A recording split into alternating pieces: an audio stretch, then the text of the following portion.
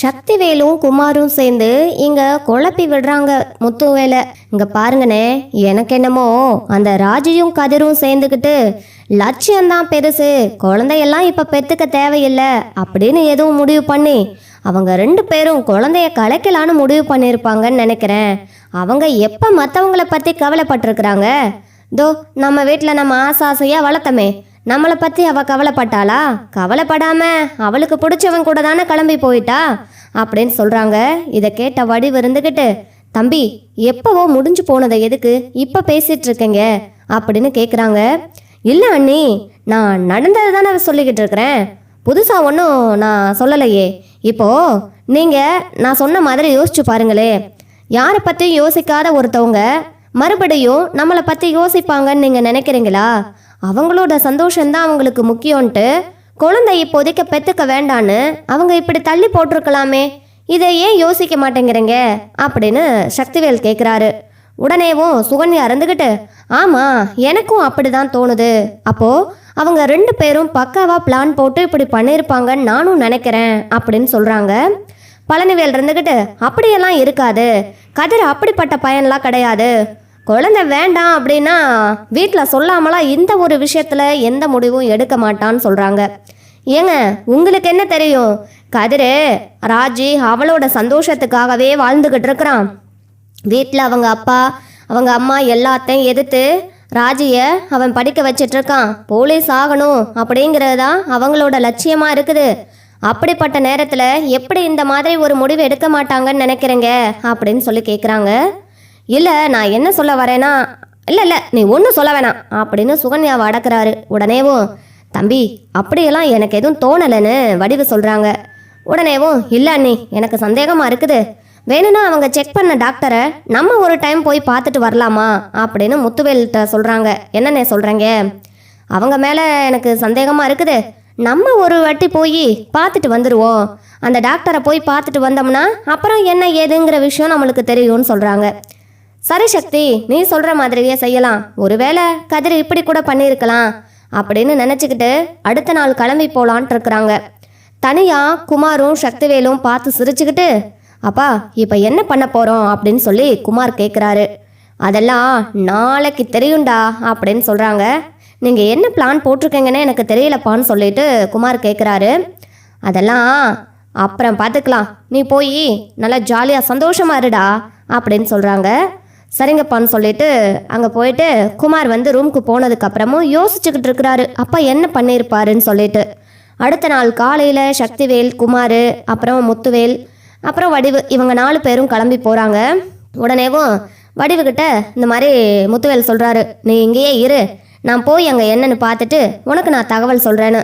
இல்லைங்க நானும் அப்படின்னு சொன்னோன்னே, என்ன அண்ணே, எங்கள் அண்ணனை எங்களுக்கு பார்த்துக்க தெரியாதா, அப்படியா விட்டுருவேன் நான் அப்படின்னு சொல்கிறாங்க. இல்லை தம்பி அப்படின்னு சொன்னோன்னே, அண்ணே நீங்கள் இருங்க அண்ணே, நான் போய் பார்த்துட்டு சொல்கிறேன்னு சொல்லிட்டு 3 பேரும் காரில் கிளம்பி அந்த ஹாஸ்பிட்டல், ராஜியை செக் பண்ண ஹாஸ்பிட்டலுக்கு போகிறாங்க. அங்கே போய் முத்துவேல் கேட்குறாரு டாக்டர்கிட்ட, இந்த மாதிரி சக்திவேல் கேட்ட உடனே கேட்குறாரு டாக்டர்கிட்ட, இந்த மாதிரி ராஜியும் கதிரும் அந்த ஜோடி வந்திருந்தாங்களா, இந்த மாதிரி குழந்தை உண்டாயிருந்துச்சா இல்லையான்னு கேட்குறாங்க. அப்போ தான் டாக்டர் இருந்துக்கிட்டு சக்திவேல் சொன்னது ஞாபகம் வந்து, அது வந்து ஆமாம் அவங்களா, அவங்க ஃபேமிலியிலேருந்து யாரும் நம்மளை காண்டாக்ட் பண்ணக்கூடாதுங்கிறதுக்காக அவங்கக்கிட்ட யாருக்கிட்டையுமே உண்மையை சொல்லக்கூடாதுன்னு சொல்லிட்டாங்க. அவங்க ஃபேமிலிக்கிட்ட நான் உண்மையை எதுவும் சொல்லலை, ஆனால் அவங்க உண்மையாலுமே கன்சீவாக தான் இருந்தாங்க அப்படின்னு சொல்கிறாங்க.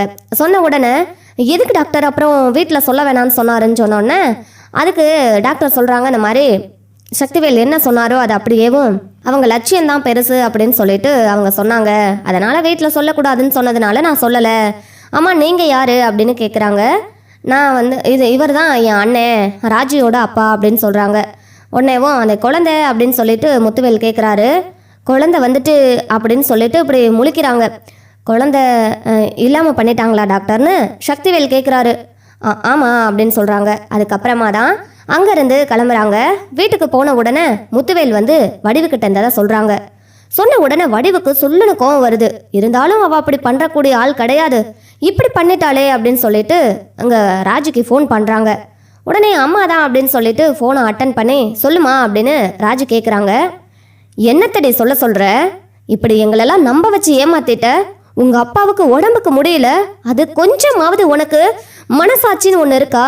அவரு நீ பெத்து கொடுக்குற புள்ளைய பார்த்துட்டு செத்து போயிடுவேன்னு சொன்னாருல்ல, அப்ப கூடவா உன் மனசு இளங்கல? ஏண்டி இப்படி பண்ற அப்படின்னு சொல்லி கேட்குறாங்க. அம்மா நீ என்னம்மா சொல்ற? நீ சொல்றது எனக்கு ஒண்ணுமே புரியலன்னு சொன்னோன்னே, அதானே எங்களை பத்தியே அக்கறை இல்லை உனக்கு, உனக்கு எப்படி நான் சொல்றது புரிய போகுது அப்படின்னு வடிவு வந்து திட்டுறாங்க.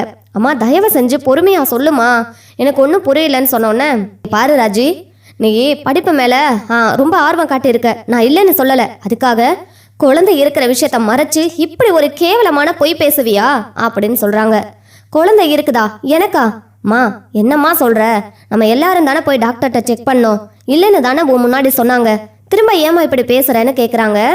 ஏ ராஜி, அந்த குழந்தைய இருக்கிற விஷயமே நீ மறைச்சு குழந்தைய இல்லாம பண்ணிட்டீங்கல்ல ரெண்டு பேரும் சேர்ந்து, அந்த அளவுக்கு உனக்கு லட்சியம் பெருசா போயிடுச்சுல்ல அப்படின்னு சொல்லிட்டு வடிவு சொல்றாங்க. மா உனக்கு யாருமா சொன்னது, ஏமா இப்படி பேசுறேன்னு கேட்குறாங்க. நம்ம செக்கப்புக்கு போனோம்ல, அந்த டாக்டர் கிட்ட உங்க சித்தப்பா, உங்க அண்ணன், உங்க அப்பா 3 பேர் போயிட்டு வந்தாங்க. அவங்க இப்படித்தான் சொன்னாங்களாம், இப்படியெல்லாம் ஏமாத்திட்டீங்கல்ல பணம் கொடுத்து அப்படின்னு சொல்லி வடிவு வந்து சண்டை போடுறாங்க. மா இங்க பாருமா, அவங்க ஏதோ இங்க தப்பு நடந்திருக்குது, நம்ம எல்லாரும் சேர்ந்து போய் பார்த்தோம்ல, அதுதான் உண்மை. எனக்கு குழந்தை இன்னும் பிறக்கல, எனக்கு இன்னும் உருவாகல, நீங்க நினைக்கிற மாதிரி அங்க ஏதோ தப்பு நடந்திருக்குதுமான்னு சொல்றாங்க. என்னடி என்ன தப்பு நடக்கணும்? ராஜி போதும், அம்மாவை ரொம்ப சந்தோஷப்படுத்திட்டேன்னு சொல்லிட்டு கோவத்தில் ஃபோனை வைக்கிறாங்க. கதிர்கிட்ட நடந்த விஷயத்தெல்லாம் சொல்கிறாங்க.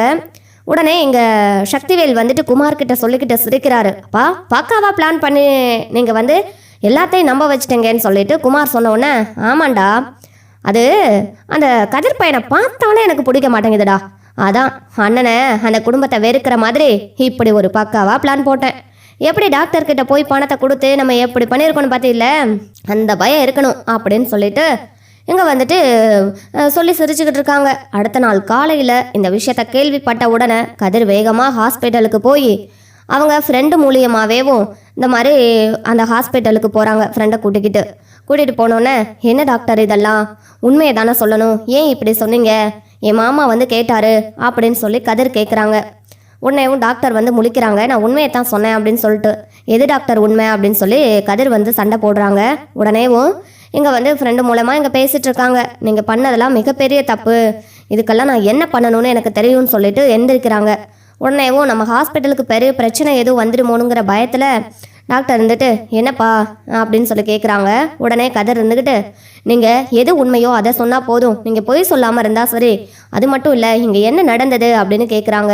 உடனேவும் அவங்க வந்து பணம் கொடுத்துட்டு போனாங்க அப்படிங்கிறத இங்கே டாக்டர் வந்து எல்லார்கிட்டையும் அந்த ஃப்ரெண்டுக்கிட்டையும் கதிர்கிட்டையும் சொன்ன உடனேவும் கதிர் வந்துட்டு, அப்படியா அப்படின்னு சொல்லிட்டு டாக்டர்கிட்ட நீங்கள் உண்மையை மட்டும் சொல்லுங்கள் ப்ளீஸ் அப்படின்னு சொன்னோன்னே, அதை ஒரு வீடியோவாக எடுத்து அதை கொண்டு போயிட்டு மாமா கிட்ட காட்டணும், அதனால தான் உங்களை நான் வீடியோ எடுக்கிறேன், இல்லைன்னா அவங்க எங்களை நம்ப மாட்டாங்க அப்படின்னு சொன்ன உடனே சரின்னு சொல்லிட்டு டாக்டரும் உண்மையை சொல்கிறாங்க.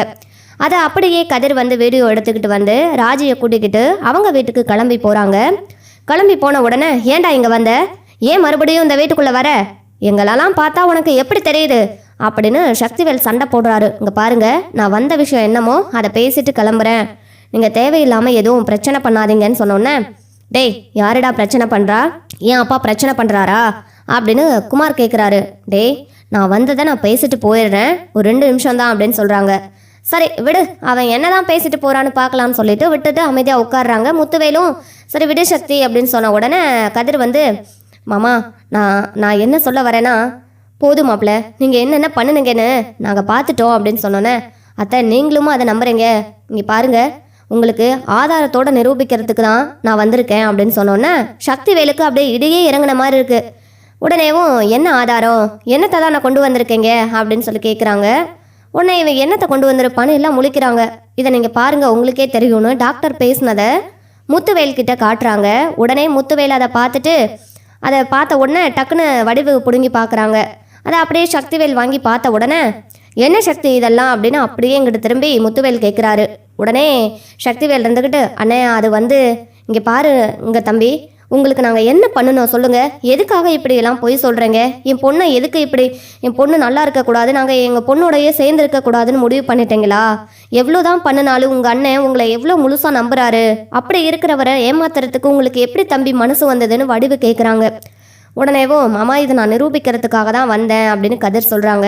ராஜியும் அப்பா இனிமேல்னாலும் நான் சொல்கிறத கேளுங்கப்பா, சத்தியமாக சொல்கிறேன், உங்களை ஏமாற்றணும்னு நான் என்றைக்குமே நினச்சதில்ல. குழந்தை இல்லைன்னு நீங்கள் மட்டும்தான் வருத்தப்பட்டீங்களா? எங்கள் வீட்லையும் ஏன் எனக்கும் கூட வருத்தம் இருந்தது தான். கதிரை தவிர எனக்கெல்லாம் வருத்தம் நிச்சயமாக இருந்ததுப்பா. நான் எப்படிப்பா உங்ககிட்ட போய் சொல்லுவேன் அப்படின்னு ராஜி சொல்கிறாங்க. நான் தாண்டா உங்களை புரிஞ்சுக்காம போயிட்டேன்னு சொல்லிட்டு முத்துவேல் அழுகிறாரு. அது மட்டும் இல்லாமல் இங்கே சக்திவேலையும் குமாரையும், ஏண்டா சக்தி, இப்போதாண்டா தெரியுது குமாருக்கு யார்கிட்ட இருந்து இந்த பழக்கம்லாம் வருதுன்னு. உன்கிட்ட இருந்து தாண்டா அவன் கற்றுக்குறான். இப்போதான் தெரியுது. இங்கே பாரு சக்தி, உனக்கு நாங்கள் எதுவுமே கெடுதல் நினச்சதில்ல. குமாருக்கும் கூட நீங்களும் நல்லா இருக்கணும்னு தான் நினச்சிருக்கோம். ஆனால் நீங்கள் மட்டும் ஏன் இப்படி நாங்கள் நல்லா இருக்கக்கூடாதுன்னு நினைக்கிற? இதுக்கு பேசாமல் ஒரேடியா என்னை நீ கொன்னே போட்டிருக்கலாமே அப்படின்னு சொன்ன உடனே இங்கே சக்திவேல் இருந்துக்கிட்டு, அண்ணே அது போதும் சக்தி, நீ எதுவும் பேச வேண்டாங்கிறாங்க. உடனே அப்பத்தா இருந்துக்கிட்டு, டே குழந்தை விஷயத்தில் யாருடா அப்படி போய் சொல்லியிருப்பா? நீங்களும் அதை நம்பிட்டீங்களேன்னு முத்துவேலை பிடிச்சி சத்தம் போடுறாங்க. தப்புதாம்மா, என் மேலே தப்பு தான். என் பொண்ணு மேலேயும் மாப்பிள்ளை மேலேயும் நம்பிக்கை வைக்காமல் இருந்தது என்னோட தப்பு தான் சொல்கிறாங்க. உடனே பழனிவேல் இருந்துக்கிட்டு, ஏனே இப்படி பண்ணுற? அப்போ குமார் கெட்டு போகிறதுக்கு முழு காரணமே நீதானே. குமாருக்கு ஒரு நல்ல அப்பாவா இருந்து சொல்லி கொடுத்துருந்தா அவன் நல்லபடியாக வந்திருப்பான். இப்படி பண்ணிட்டேனே அப்படின்னு சொல்லிட்டு ஆளுக்கு சக்திவேலை பிடிச்சி திட்டுறாங்க. உடனே முத்துவேல் இருந்துக்கிட்டு, அப்போது இந்த சொத்துக்கெல்லாம் ஆசைப்பட்டு தான் என் பொண்ணு கூட நான் சேர்ந்துருக்க கூடாதுன்னு நீ நினச்சிருக்கிற. இது மட்டும் எனக்கு நல்லா தெரியுது. நீ என்ன பண்ணுறேன்னா இந்த மொத்த சொத்தையும் நீயே எடுத்துக்கோ. என் பொண்டாட்டியும் நானும் என் அம்மாவும் நிம்மதியாக நாங்கள் போகிறோம். அது மட்டும் இல்லை, நீ மொத்த சொத்தை எடுத்துக்க. ஆனால் அந்த பழனியோட பங்கை மட்டும் பழனிக்கு கொடுத்துரு. நாங்கள் எங்கிட்டு போய் என்னமோ பண்ணிட்டு போகிறோம் அப்படின்னு சொல்கிறாங்க. அண்ணே என்னண்ணே எப்படி பேசுகிற? உன்னை விட்டுட்டு நான் எப்படிண்ணே அப்படின்னு சொன்னோன்னே, உனக்கு இந்த சொத்து தானே பெருசு, நான் என் பொண்ணு வீட்டிலையேவும் நான் போய் இருந்துக்கிறேன்னு சொல்கிறாரு.